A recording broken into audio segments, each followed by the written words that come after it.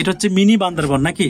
অনেক নাম শুনেছি কক্সবাজারে যারা ইনানিতে ঘুরে তাদের জন্য আর একটা লোকেশন, শুটিং স্পট বান্দরবনের লোকেশন। মানে আপনি ওই যে একসাথে দুইটা জায়গা ঘোরা, বান্দরবনের ফিলও নেবেন, আপনি সমুদ্রের ফিলও নেবেন, সেই জন্য আপনাকে আসতে হবে এই জায়গাটাতে। এটা কোন দিক থেকে আসে? রেজুখাল ব্রিজের ঠিক একটু আগে বামে যে রাস্তাটা আছে, এটা ঢুকলেই আপনার পেয়ে যাবেন এত সুন্দর দৃশ্য, যেখানে একদম বান্দরবনের মতো পাহাড়, এখানে দেখেন একদম ফুল পাহাড়ের কাটাকাটি, প্লাস হচ্ছে এখানে যে একদম এই যে দেখেন একদম গিরিখাত। তারপর হচ্ছে আপনার আমাদের গাড়ি উঠতেছে, কষ্ট হচ্ছে নাকি? উঠবে, এটা অনেক কটা। এমনি নর্মাল টমটম কি উঠতে পারে এই গাড়িতে?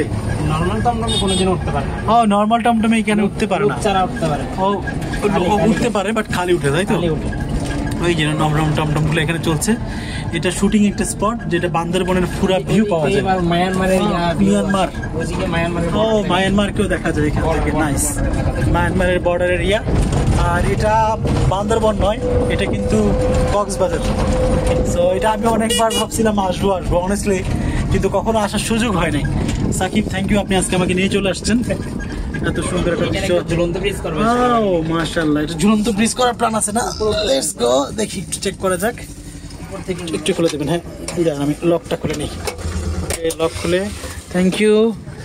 সো এই টমটমের সাথে চলে আসলাম এই যে ঘোরার জন্য মিনি বান্দরবান। কক্সবাজারে আসার পর বান্দরবান দেখার একটা ফিল পেয়ে যাবেন। সো দেখেন এখানে একদম ফিল, পাহাড়ের চূড়া আছে, এখানে চাঁদের গাড়িতে করে অনেকে ঘুরে। এটা পুরো পাহাড়,